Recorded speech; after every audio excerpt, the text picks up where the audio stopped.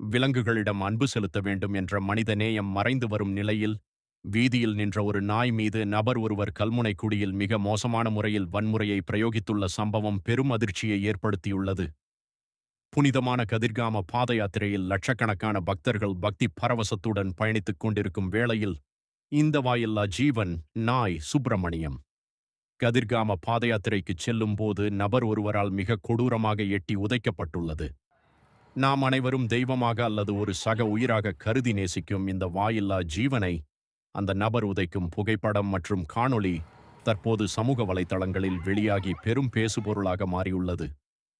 உயிர்களிடத்தில் அன்பு வேணும் என்ற அறநெறிகளை மறந்து, ஆன்மீக பயணத்தின் போது கூட தற்காப்பற்ற ஒரு விலங்கிடம் இவ்வாறான கொடூரமான முறையில் நடந்து கொள்ளும் மனிதர்களின் செயல் கண்டிக்கத்தக்கது என சமூக ஆர்வலர்கள் மற்றும் ஆன்மீகவாதிகள் சுட்டிக்காட்டுகின்றனர்.